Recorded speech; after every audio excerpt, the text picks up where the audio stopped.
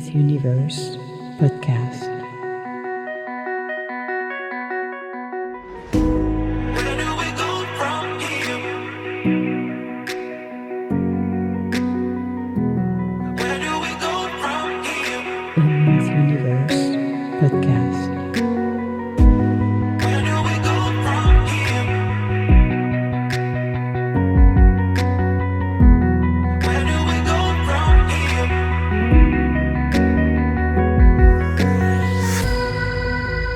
Emma's Universe podcast.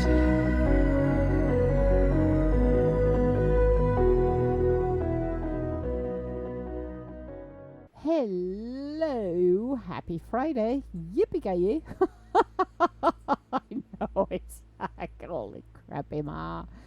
Yes, welcome back to to Emma's Universe, a space for honest conversation about healing, becoming, and finding a way back to what matters. Yay! I am your host, and today's episode, it is called When the Glow Fades, Reigniting Passion in a Life That Feels Numb. Whoa, and it's Friday. Holy crapola. Let's get started. This one is for the people who wakes up and feel disconnected. You're doing all the things. You show up for work, for others, for your responsibility, but inside something feels dim. Maybe you've lost your fire. Maybe life just felt flat. Or maybe you don't even remember the last time you truly felt alive. If that's you, this episode is your invitation to gently come back to life. Oh, goodness gracious, on a Friday. Woohoo! Yes. So, recognizing emotional numbness. Yes. So, let's begin with honesty. Yeah, because it begins with honesty. Emotional numbness is sneaky. It doesn't show up like crisis or chaos, it shows up in silence, in going through the motions, in the slow erosion of curiosity, creativity, and joy. You stop asking questions, you stop dreaming, you become a shell of the self you once felt so deeply connected to. This is more common than we think, especially for those of us who are constantly showing up for others, walking through trauma, or stuck in survival mode. You did not lose your spark because you're lazy or ungrateful. You lost it because you've been carrying too much for too long. So, the first thing I'm going to say is do not carry the weight of the world on your shoulder. I do not carry the weight of the world on my shoulders. I refuse. I give it up. Yes, for Lent. Come on. We are not doing this. This is ridiculous. Seriously, if you think about it, how many times have you gone and helped others to, at the end of the day, feel numb? So why does it happen? Why the glow fades over time? So let's go a little bit deeper in there, because I started to go a little faster than the music here. One is start. And one of the reasons is we're going to start with the burnout. You have been running on empty, constantly giving, constantly doing. Eventually, the soul shut down to protect itself. Again, stop to be the savior, the savior who's going to save the world because you think it's your mission to save everybody and anything. No, you're not. When you're constantly giving, but don't have anything that reciprocate, meaning receiving. You know, giving is such a great thing. Oh my God, I give. I receive little, and I had to relearn that. I had to relearn giving and receiving, and accepting and receiving, and constantly doing nonstop. Your soul is going to shut down because you need a reboot. You need to learn to balance yourself. Disconnection from purpose. When we live by obligation instead of intention, our inner world becomes gray, not colorful. How many people I have known in the past who stay in a relationship that they should not, but they stay by obligation, And it literally started to hurt their soul and their life in general because they were unhappy, unfulfilled. How many people stay in jobs they are absolutely unfulfilled because they have outgrown, or maybe it's not the direction it should be in? Think about that. Think about yourself on this one. Emotional suppression. If you have been avoiding your grief, anger, or pain, you can't selectively numb emotions. When you suppress one, you flatten them all, including joy. Yes, it's not like you can numb one because you take all of them down. So, avoidance, not gonna help you either. And that's gonna pop up sooner or later, actually. Been there, done that. Comparison of and self-doubt. If you've been measuring your life against others, you slowly stop listening to what lights you up. How many people, that's why I said I don't care about the Jones. I don't care how much you got. I don't care if you go on vacation and you do this. It's not a competition. I would never compete with people. I never done that for one reason. One, it brings the worst in others, seriously. But two, it's not fulfilling in my book. You want to crush somebody else's? Go and do it yourself. I am my own biggest competitors. I will measure against what I can do because I am able to move beyond and surprise myself with things that I challenge myself that I could not do in the past or afraid of, and I have done and helped me to get those breakthrough and leap of faith and get me the excitement too. I don't care and I don't measure and I don't compare because I got something else better to do. I'm not giving away my energy. How many people compare themselves and measure themselves against others? Seriously. It doesn't help you. Passion doesn't just vanish. It gets buried. That's what people do. So stop comparing yourself, stop looking around and focus on yourself. So finding your way back to aliveness. So what do we do? What can we do? How do we reclaim the spark when we feel like we've lost it? So here are a few gentle but powerful steps. Step number 1, permission to pause. Yep, you need to pause. Stop forcing your way through numbness. Rest is not giving up, it's preparation for your return. Yep. So you need to stop, to pause. Micro joys. Look for teeny sparks. The way sunlight hits the wall, the song that makes you cry, a childhood memory. Passion begins in a small moment. I like to use music. I use music a lot. I have my favorite, singers. I have groups as well. Yes. One of them, actually, I'm listening. I like to listen, actually, because he always have some his music and his lyrics are uplifting. Even if you don't speak the language, you will be uplifted. It's soprano. And even the latest I've been listening, actually, it's a collaboration between Bramzito and soprano. Those guys have some great music that will lift you up. So whatever music you've got that, really makes you groove and happy, play that. This will be the small sparks you bring back into your life. Seriously. One of the biggest things too is number 3 is reconnect with your younger self. I have lost, and I reconnected with my younger self, but I have lost that spark a while ago. That was a few decades ago, because I shut it down, and I needed to reconnect with my younger self because it's part of who we are. So, what did you love before life got loud? You'd like to dance, to write, to exploring. Go back, not to repeat, but to remember. I love drawings. And I stopped drawing for over a decade, actually, when I did my drawings. Yes. at least.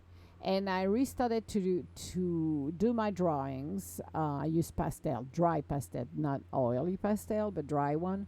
And I just enjoy it. And the last one I did was in 2020. I think it's in storage, so I think I'm assuming it's 2020 when I did mine, the last one.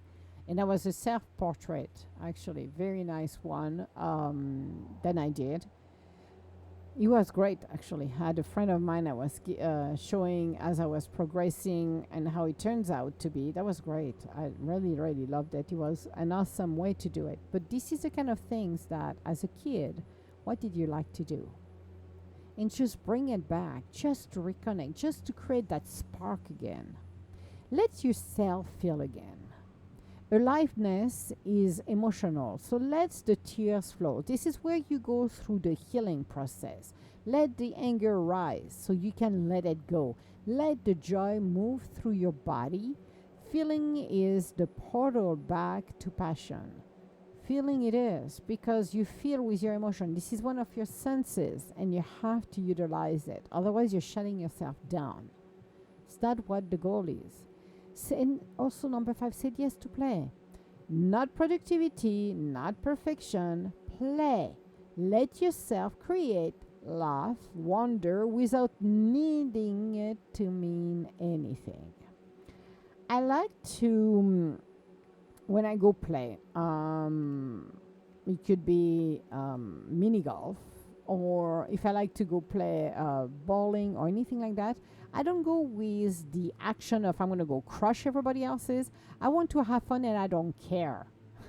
I remember there was for Sonia Choquette where they had a bowling alley actually where we were staying at that resort place at that hotel. And we went with the girls where we decided to do that one night. And as we were eating food over there, we were playing. But we went with the intention to have fun. We did not give a crap who win or who lost. It was so much more fun. We were laughing, we were dancing. This is how you bring the sparks back. It doesn't have to be a competition. There is no need. It's just learn to reconnect with our own inner self, our little child that comes out alive, and we're enjoying it. And I just loved it. It was one of the best things I did, actually. It was so much fun. I laughed so hard. My stomach hurt the next day. It was funny because it's like, holy crap. I was still doing yoga at that time. And I was like, good Lord, I got some muscles that didn't know existed here. But enjoying yourself. Rebuilding a life that sparks something real. Because eventually passion becomes less about fire and more about alignment. You won't always feel electric, but you can live in a way that feels true. That makes sense? Let me repeat this one. You won't always feel electric, but you can live in a way that feels true, which means saying yes to what nourishes you. Saying no to what's draining you. It's all about how you feel. Creating not to impress but to express. Being with people who makes you feel and make your soul feel seen, not just your resume. You don't have to wait for a breakthrough. You just have to take one step towards something real. And then another, and then another. The glow will return, not in flash, but in flickers. Honor it, feed it, let it grow. It is a fire. The fire within you, your soul, will always come back, because if you dim it to the point that it's practically non-existent, you will be surprised when the spark comes back. It's beautiful. It's the momentum. And you will see it in your eyes. And you're going to see that glow coming back within yourself. This is what is so beautiful. You have to look after yourself first. Nobody else does it for you. And you have to make the right decision for you. So what doesn't work for you, maybe you need to look at it and decide, do I really want to stick with something that doesn't Bring me the fulfillment, and let know your ego. It doesn't have to give you the 10,000 excuses to say, yeah, yeah, yeah, yeah, stay where you are. But go in that journey of adventures and become who you truly are by aligning with yourself. Nobody else's will do it for you. So just let you know, if you have been feeling numb, dim, or disconnected, please know, again, you are not broken, you are becoming. This is a chapter, not the whole book. We all go through phases and seasons and chapter in our lives. You're allowed to feel lost. You're allowed to slow down, and you're allowed to begin again without knowing exactly how it ends. I agree with that, seriously.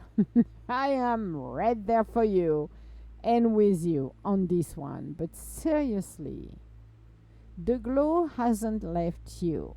It's just waiting for you to come home. Yes, it's waiting for you to come home. So think about all of this and really take the best care of yourself, because this is what matters the most. You need to take care of yourself first. Bring that spark in your soul, in your heart chakra. Bring it back and let it ride.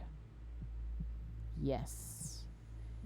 Thank you for sharing this space with me today. This is where we remember what it means to feel fully alive again. Yes. And if you have a motorcycle, have a ride. Because one of the things, and I'm just saying that, it's like, what, Emma? I love motorcycles. And one of the best things that really inspired me, because you are so connected when you're riding as the rider or you're the passenger. You are so connected and you have that sense of freedom that comes along and really brings you alive. For me, every time I have been on a motorcycle, it's been just a great moment where I could connect with actually the universe, with God. And I always loved it, because the sense of freedom you've got with a motorcycle is something you don't have when you're driving a car. It's a different experience. And it really brought me fully alive, really enjoying those rides. So I'm not telling you to go buy a motorcycle, but for people who has a motorcycle or mopeds or whatever, enjoy it, because you got that freedom and it's so relaxing. It's really a different experience. But think about your inner child, and in your childhood, what did you love to do? And bring it back just to feel again. Work through the healing. Numbing yourself is something we may be good at it, but it come a point in time where you're going to need to let it go. And you're going to need to do the healing process. So start the healing process and bring that glow, that spark back that is within you, because we are all worthy. So, all my love, guys, and I will talk to you later. Bye now.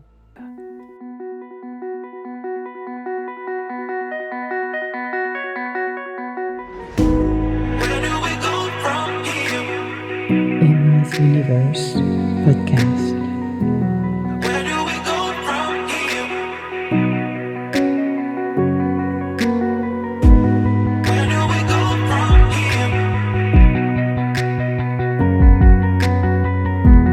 Where do we go from here?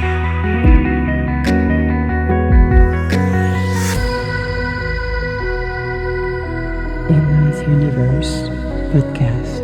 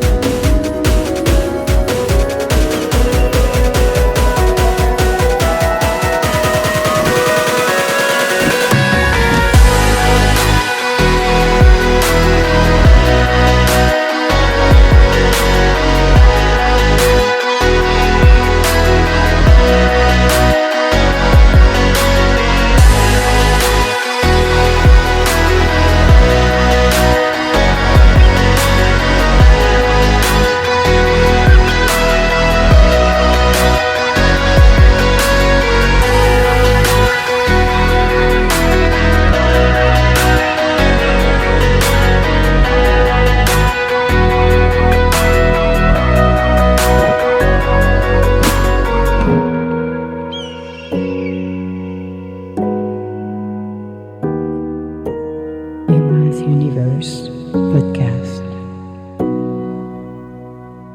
Studio.